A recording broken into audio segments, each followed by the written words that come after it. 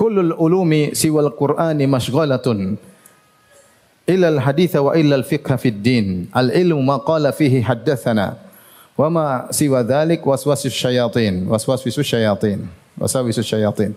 Kata Imam Syafi'i, beliau berkata, namun riwayatnya lemah, sebenarnya perkataan ini disebutkan oleh seorang ulama yang bernama Al-Karji.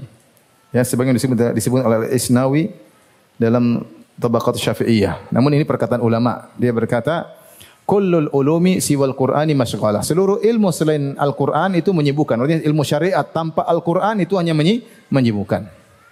Ya. Illa al-fiqh fid din, illa al-hadits wal fiqh fid din. Kecuali ilmu hadis dan ilmu fikih tentang agama. Al-ilmu ma qala fihi haddatsana. Ilmu itu yang ada haddatsana an fulan, haddatsana an fulan. Maksudnya ilmu apa? Hadis dengan sanad. Wa ma siwa dzalik, adapun selain itu hanya waswas syaitan saja. Waswas syaitan. Oleh karenanya kalau ada ilmu syar'i tidak dibangun oleh Allah berfirman, Rasulullah bersabda, sahabat berkata, itu hanya waswas apa? Syaitan. Seperti sebagian orang yang membangun ilmu syar'i dengan ilmu kalam. Apa ilmu kalam? Dengan ilmu filsafat Yunani. Apa ilmu belajar agama pakai ilmu filsafat Yunani? Abu Bakar, Umar dan Utsman, tahukah ilmu-ilmu tersebut? Mereka tidak tahu, tapi mereka bisa menjadi orang alim, bahkan super alim tanpa mempelajari ilmu filsafat Yunani, ilmu kalam. Ya. Bagaimana Anda mau belajar ilmu syar'i dengan dibangun di atas ilmu kalam, kaidah-kaidah mantik yang tidak pernah diketahui oleh Nabi dan para sahabat? Kalau itu adalah bagian agama, tentunya Nabi akan mengajarkannya. Kalau itu adalah bagian dari agama, tentu akan diteruskan oleh Abu Bakar, Umar dan Utsman. Namun tidak ada bagaimana seorang bangun ilmu agama dengan ilmu-ilmu mantik atau ilmu filsafat untuk memahami agama Islam. Ya, akhirnya jadi rumit dan ruwet. Ya. Jadi rumit dan ruwet. Ya. Taib. Nah, ilmu inilah yang dipuji oleh Allah dan Rasulnya, dan yang ahli dalam hal ini, yang ahli disebut dengan ulama.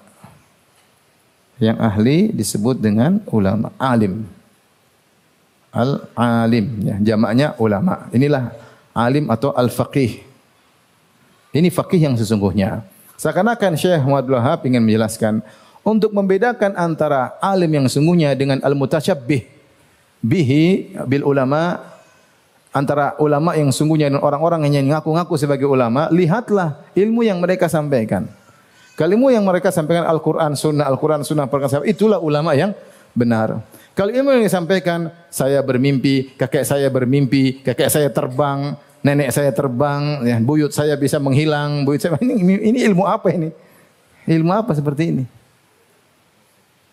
Ini bukan Al-Quran dan Sunnah, ini hanya was-was apa? Syaitan. Tadi perkataan Al-Karji. Al-ilmu maqala fi haddatsana wa ma siwa dzalik wasawisus syayatin.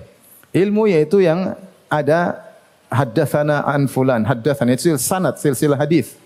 Ilmu hadis. Selain itu hanyalah was-was syaitan. Kemudian datang, saya ilmu ini pengalaman, saya sudah praktekkan, saya sudah ujikan siapa yang begini. Ini apa ilmu seperti ini? Saya sudah baca ini dengan begini-begini, dibolak-balik maka begini. Dalilnya pengalaman. Nanti datang orang, saya sudah ke kuburan, saya minta kepada penghuni kubur dan akhirnya saya lulus. Pengalaman. Ya. Nanti ada yang lebih parah, saya sudah buktikan, saya pergi gereja, saya minta kepada Tuhan Yesus dikabulkan. Mau gimana? Pengalaman. Boleh berdiri pengalaman? Saya sudah ke dukun, ternyata sembuh. Berarti jadi boleh? Jadi ilmu Al-Quran, Sunnah, perkataan para sahabat. Itu ilmu. Selain itu maka itu bukan ulama yang sungguhnya. Ulama-ulamaan saja. Ya. Maka dari sini Syekh Muhammad Wahab rahimahullah mengajak kita untuk membaca surat Al-Baqarah. Beliau sebutkan tentang ciri-ciri ulama yang enggak benar. Ini tadi ciri-ciri ulama yang benar. Qala Allah, qala Rasul, qala sahabat. Kata Ibnu Qayyim, al-ilmu qala Allahu wa qala Rasuluhu wa qala sahabatuhum ahlul irfani. Itu ilmu yang benar. Sekarang ciri-ciri ulama yang tidak benar. Yang tidak benar. Adakah ulama yang tidak benar? Ada. Kata Rasulullah, akhwafu ala ummati al-immatal mudhillin. Kata Nabi SAW, yang paling aku khawatirkan menimpa umatku adalah pemimpin-pemimpin, imam-imam yang menyesatkan. Imam yang menyesatkan. Ulama su yang yad'una ilan nar, yang menyuruh kepada neraka jahanam. Adakah mereka? Ada. Hadis-hadis menunjukkan dan realita menunjukkan. Ulama-ulama yang merusak agama, menyeru kepada pemahaman yang menyesatkan. Apakah Khawarij, apakah Rafidhah, apakah Wahdatul Wujud, apakah Sufiyah ekstrim, banyak. Ya. Yad'una ilan nar, menyuruh kepada neraka jahanam. Ini yang paling dikhawatirkan oleh Nabi sallallahu alaihi wasallam. Bahkan sebagian riwayat lebih dikhawatirkan oleh Nabi daripada Dajjal.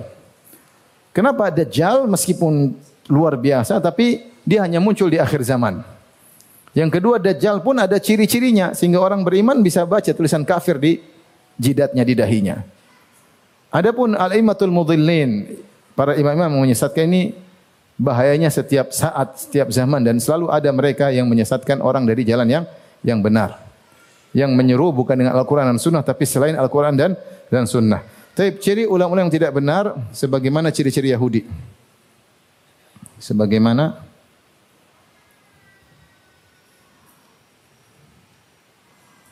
Yahudi. Taib, kita lihat kata beliau dari surat apa? Surat Al-Baqarah. Ayat berapa tadi? 40 ya.